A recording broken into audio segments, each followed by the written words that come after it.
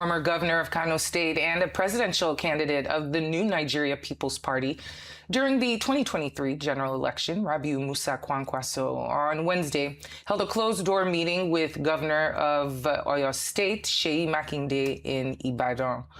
While speaking with journalists thereafter, Kwankwaso emphasized that his relationship with Makinde transcends partisan lines, and he described the visit as strictly a courtesy call, dismissing suggestions of political bargaining or coalition building. Well, he said that his presence in Ibadan, the capital of Oyo State, was primarily to inaugurate a new state office of his New Nigeria People's Party, as well as to engage party stakeholders in Oyo State. Well, for more on the current political maneuverings between Kwankwaso and Governor Makinde, the choice before Kwankwaso, and of course those sanctions recently placed on him by the United States, we're now being joined by Ladipo Johnson, a spokesman for the New Nigeria People's Party.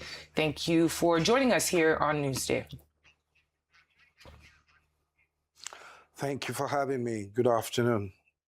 Well, Governor Makinde, as we know, is a key figure in the PDP. Some are wondering if the NNPP is positioning itself to absorb the disgruntled members of the PDP, or if there's any discussion about a merger or an alliance, because obviously that meeting had more to do than just, catching up for the new year. Well, as Senator Kwankwaso stated, the main reason we were in Ibadan was to open or commission a new office for the party in the state. And since the governor is a friendly person and they're friends, it was natural that he would just stop over to pay a courtesy visit to the governor. Yes, they had a closed-door meeting, and well, this is the election year. I'm sure they rubbed minds on all sorts of issues. Well, that was it basically. It was just a visit to Ibadan, and we thank the governor for his hospitality and the people of Ibadan as well. Some analysts are wondering what options realistically are before Dr. Rabiu Musa Kwankwaso. Would he remain firmly in the NNPP or join a mega opposition coalition, or maybe consider other political platforms for his ambition? Well, it depends on what his ambition is, you see. And the thing there is this. We have always maintained that we are open. We're talking to various people. And of course, you know that with the INEC timetable, revised INEC timetable released, I think this morning or last night, it is pertinent that we all move even faster now to ensure that whatever realignments we're going to have, whatever coming together will happen quickly, so that, because I think the primary season begins in April. So there's not much time for opposition political parties and individuals to get their act together. And but I believe that we're in a good position to do that as a party. We've held all our congresses, our wards, local government, states, zonal congresses, and in December, we had a convention as well. So we have a clean bill of health, and but we are still talking, we're still moving, and very soon, I'm sure, you will see the alignments or realignments that will occur in the country. It will happen, I think, sooner than later. It has to. All right. And speaking of alignments, more specifically internal cohesion within the NNPP, how is party leadership addressing the recent rifts and departures within the Kano State House of Assembly in order to ensure that the party remains, a united front for its followers? Yes, well, it was unfortunate, but it's happened. And we have moved on. We are restructuring Kano. You know, as I always tell people, that for every person, every politician knows this, for every person you have who is a member of the House of Assembly from a constituency, you probably have about 10, 15 people who want to replace that person.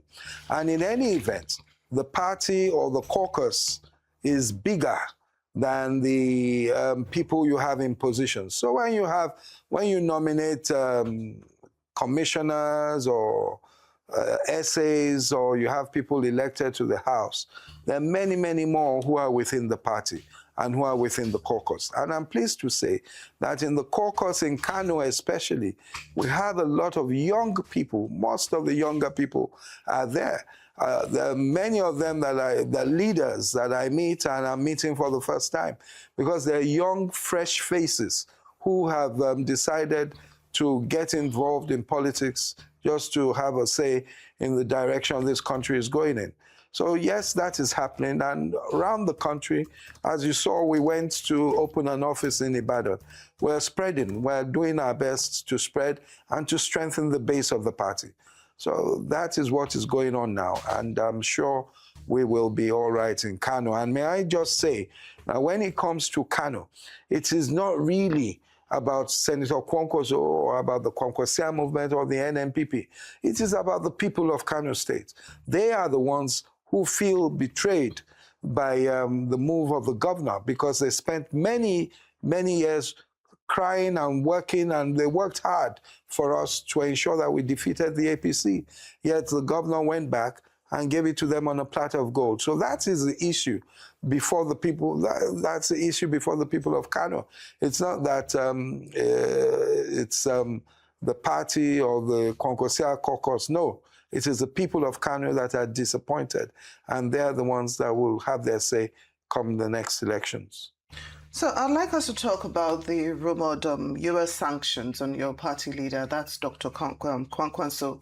What implications could they have on his international engagements and political positioning, especially now that you talk about broadening the base of the NNPP, and spread into other parts of the country?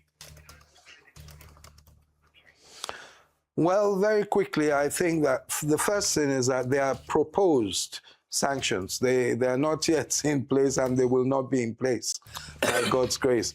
The first thing is that there are two ways to it. First, we look at the domestic side of it, and I'm glad to say that I believe the majority of Nigerians feel that one way or the other, Senator Kwankwaso's name got there, but they don't know why or how, because he's a person who has always been liberal.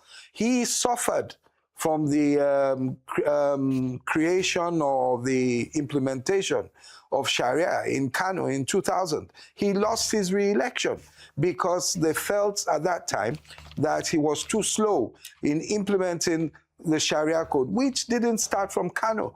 It started from Zamfara and other states. So it was the people that wanted it. It was a private bill. It wasn't a bill, not an executive bill from the government. And he had to sign it at that time.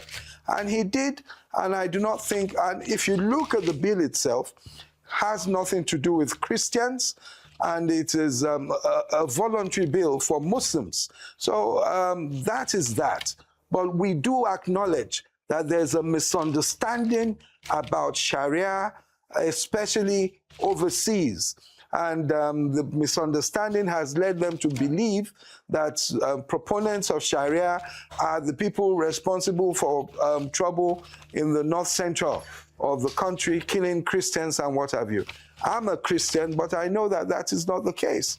So we now have a duty, Senator Kwankwaso has a duty to take his case to the people, to the Congress in America, to let them realize that he has always been one who has called for partnership regarding insecurity in Nigeria. He did this on his X handle. He was one of the first, if not the first, to say that we needed the cooperation of the United States to make sure that we had cutting-edge technology, intelligence sharing with the Nigerian government. He said this even though he is in opposition. He's not a member of the APC. But when it comes to Nigeria, we should all come together. And that is why he made that statement.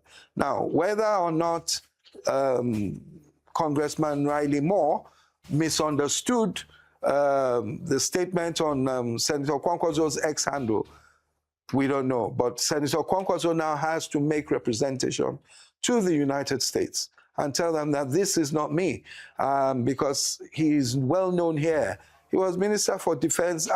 He's well known here to be a liberal, as I said. He was the first to appoint, during the Sharia, appoint a Christian female judge as Chief Judge of Kano.